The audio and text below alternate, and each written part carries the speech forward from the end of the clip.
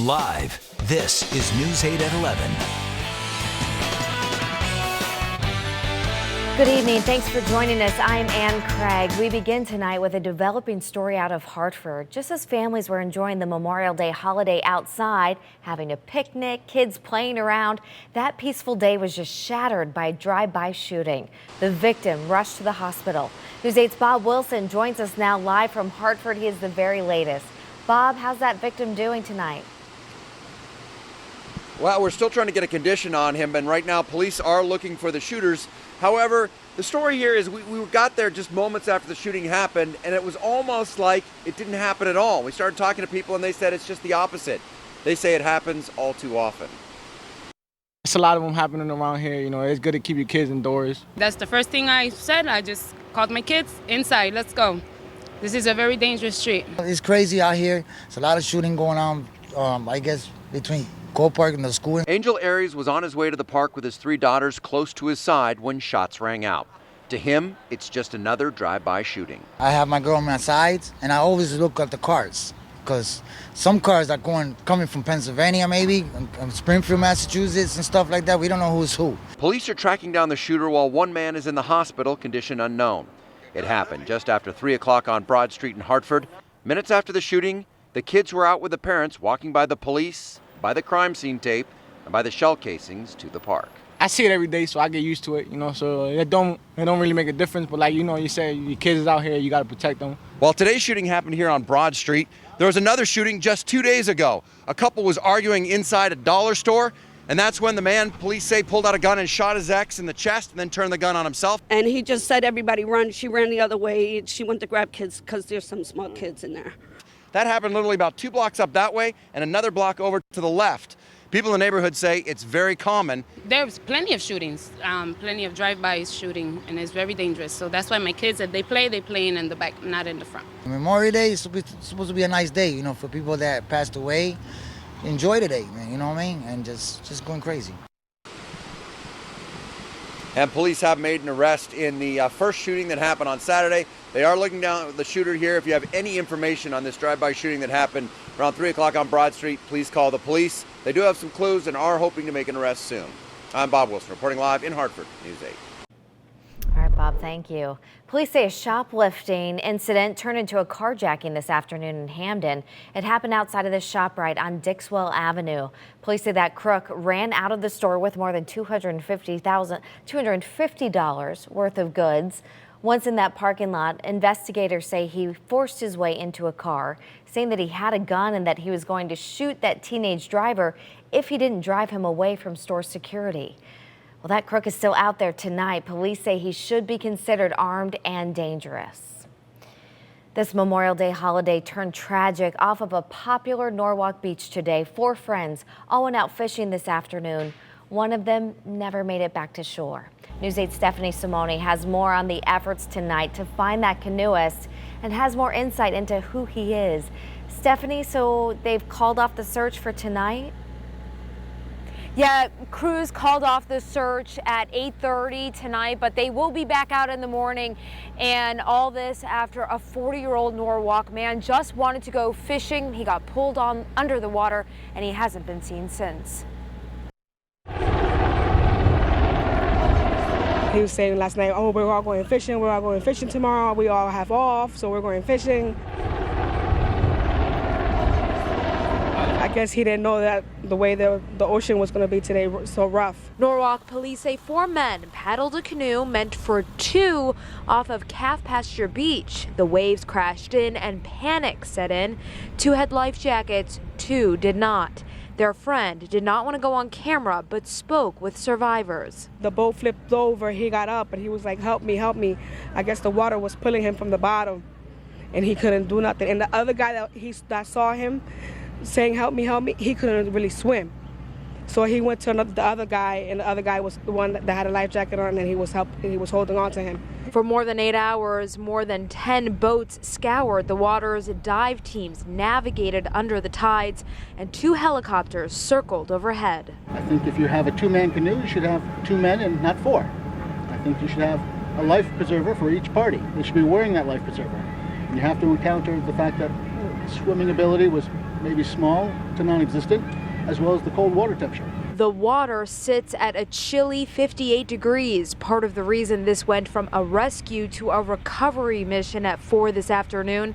Friends say they tried calling his wife and 2 children in Guatemala, but they cannot get a hold of them. It's kind of sad to not see him, say goodbye to him. He was a very nice guy, calm, very hard worker, loved fishing, to go fishing.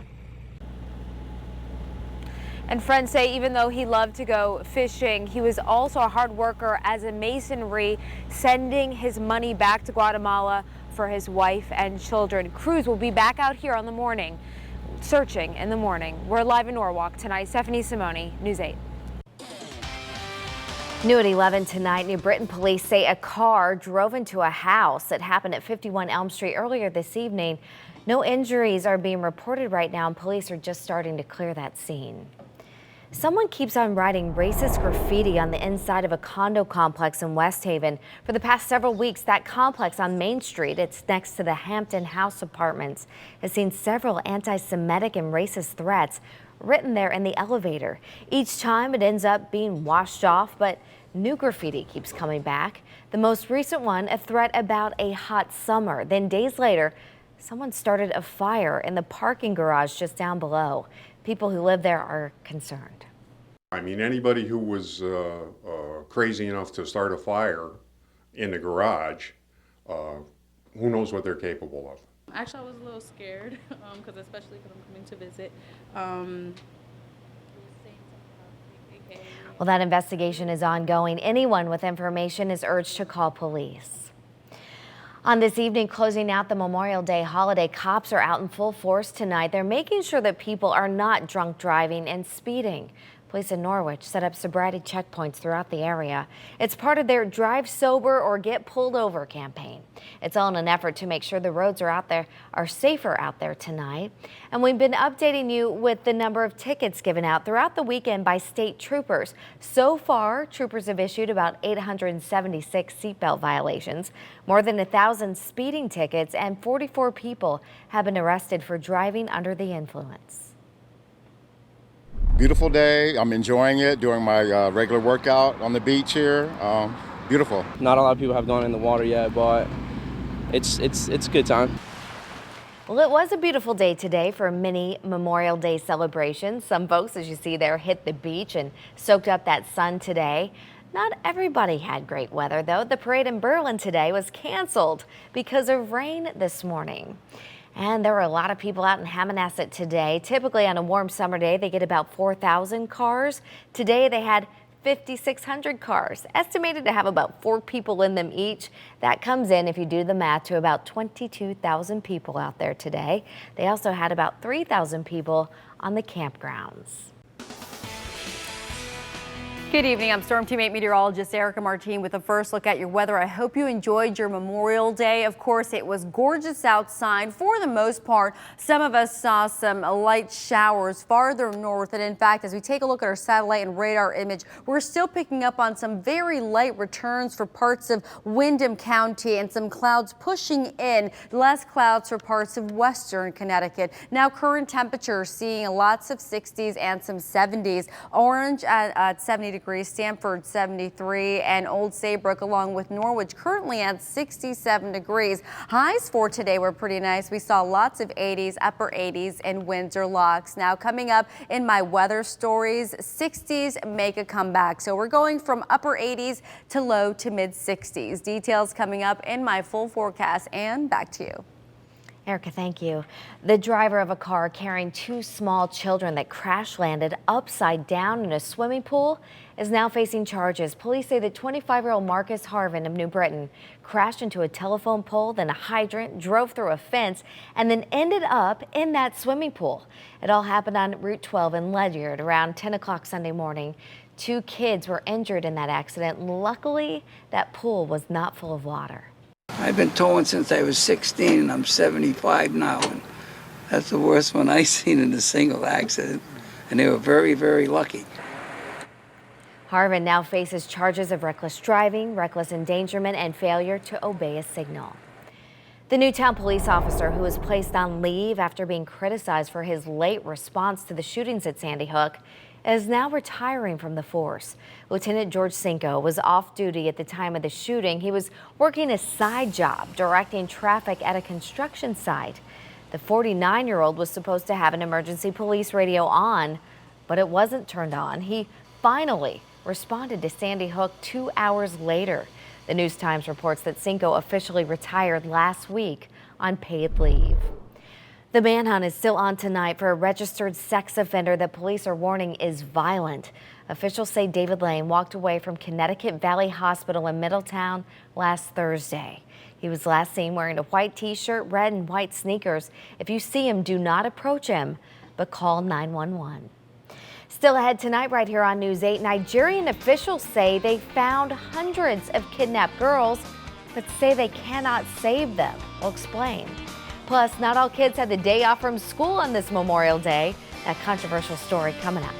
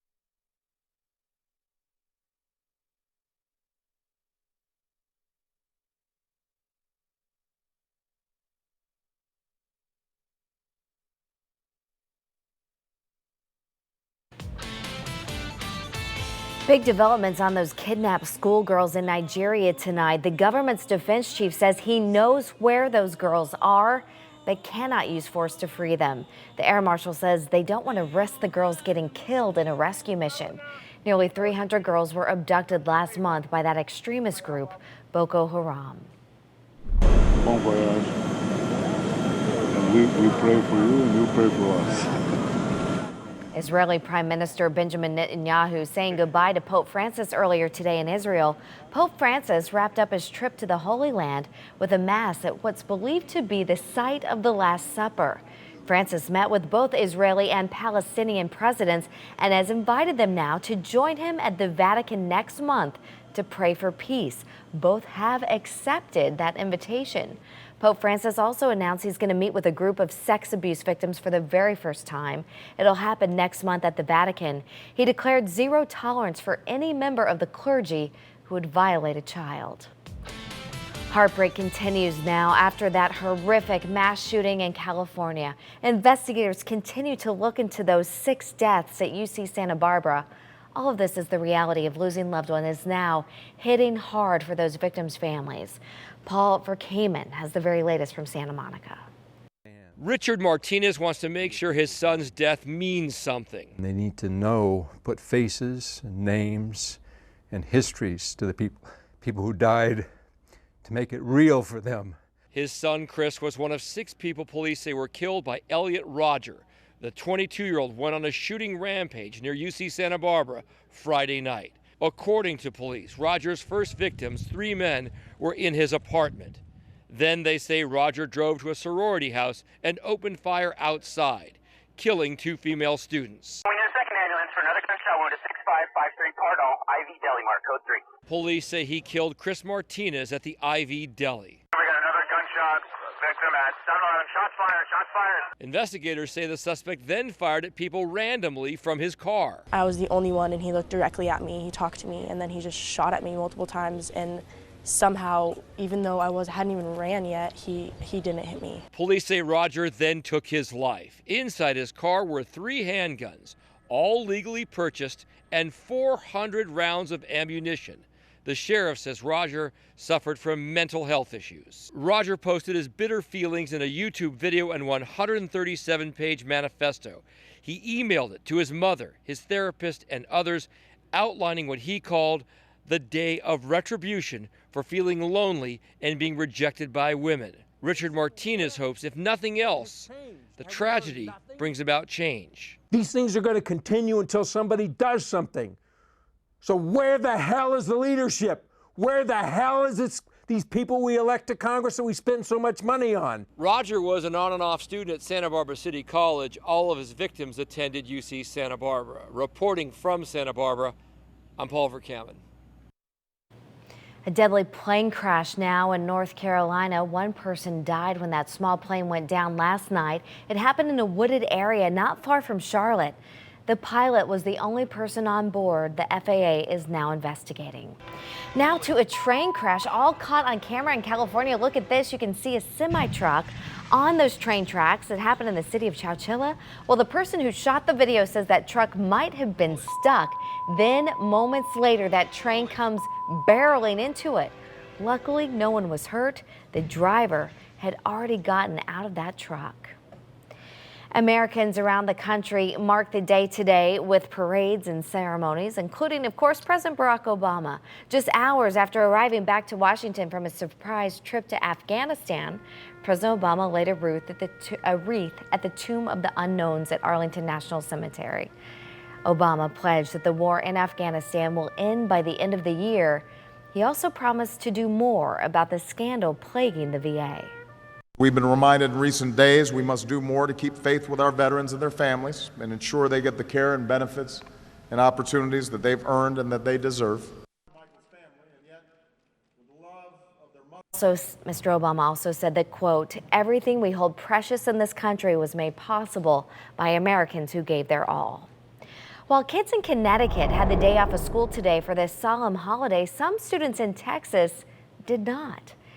Thousands of students in the Houston area had to go to class today, believe it or not. They were making up for missed school days due to bad weather earlier this year. Many schools planned Memorial Day themed activities. Parents, well, they were split on whether their kids should have the day off. I mean, it's a national holiday to remember our troops, and I think that they should have just did it another day, that we could have made it up any other day. Some of those parents actually kept their kids at home. Now the school district is mulling over whether or not the absence should be excused. What do you think about this? Is it right to hold classes on Memorial Day, all to make up for bad weather in Texas, no less? Weigh in on our Voice of the People hotline. That number 212-203. 212 WTNH. You would think I would know that number by heart by now, right? We're going to air some of your opinions every night on our 5 p.m. broadcast. In Colorado now, the search is on for 3 missing people in a massive mudslide. It happened in the remote area of Mesa County last night. That slide, about 4 miles long, 2 miles wide. Officials say the missing men lived near that mudslide, but they never returned home. Heavy rains are being blamed for causing it.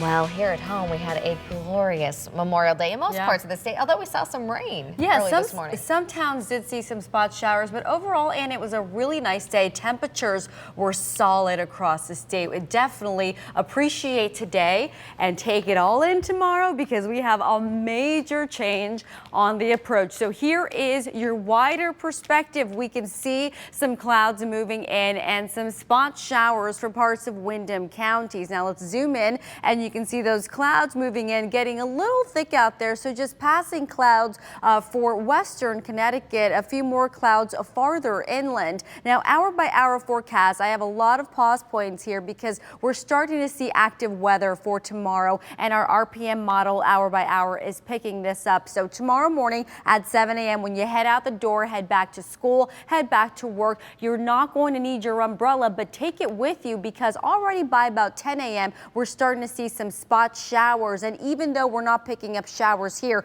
I do think we'll see them. And in fact, I added the threat of an isolated thunderstorm for the shoreline. This is when it gets really active. So I'll be here tomorrow with meteorologist Kevin Arno, and we'll be tracking this potential severe weather headed our way. And I don't want to say severe weather, but maybe 1 or 2 severe thunderstorms moving across the state. And that has to do with the fact that we have a lot of daytime heating, so that will set into place any kind of instability in the atmosphere, and that certainly could trigger a lot of thunderstorms. So I'll be tracking that for you. You can always log on to WXEdge.com for more updates there. Still seeing some clouds and some scattered showers on Wednesday. High pressure system develops, and then Thursday seeing lots of sunshine. Out the door tomorrow morning, temperatures are in the 60s, 70s by lunchtime, but there you go. I did add the threat of an isolated thunderstorm along the shoreline, perhaps parts of southern Fairfield County. 79 at 5 p.m. and 82 degrees at 5 p.m. inland, so seeing those warmer temperatures. Now, weather stories also include 60s making a comeback, and the work week does end wet. So we're going from 84 on Tuesday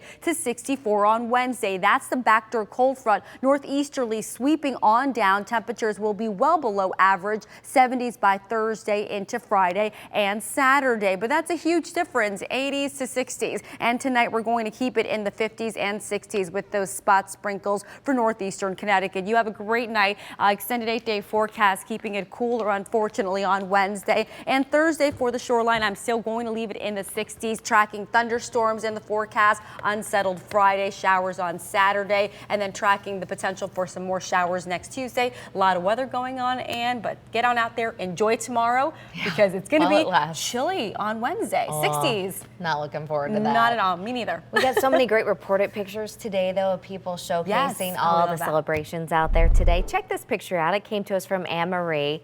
It's of the soldiers in the Connecticut National Guard. That's Unit 142 marching in the South Windsor Memorial Day Parade today. Thank you to all of those who have served and who have given their lives for this country. Still ahead tonight right here on News 8 at 11. What terms are people in Connecticut Googling the most? A bizarre answer for you when we come back.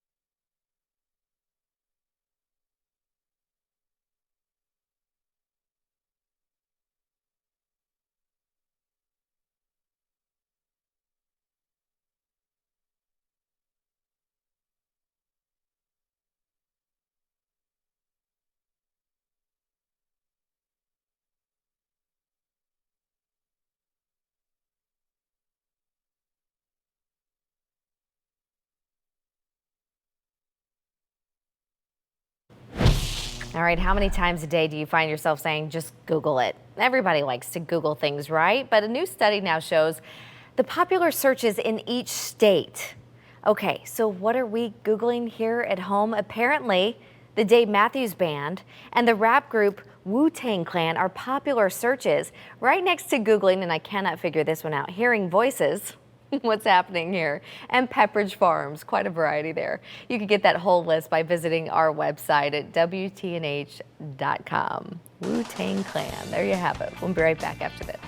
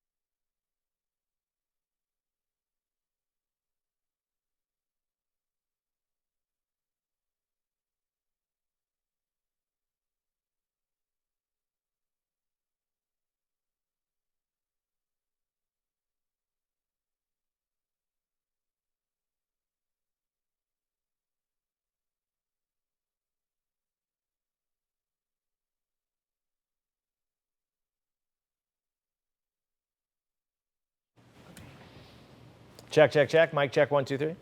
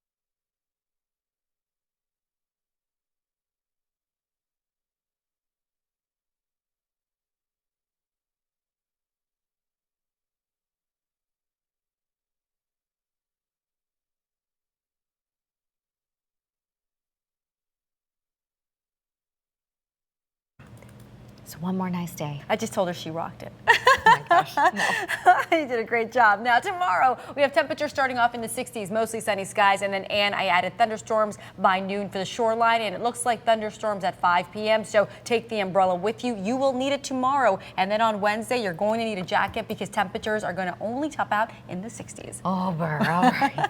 Enjoy the rest of your evening. Hope you had a great holiday today. We'll see you back here tomorrow night. Sports Live. This is Sports Edge.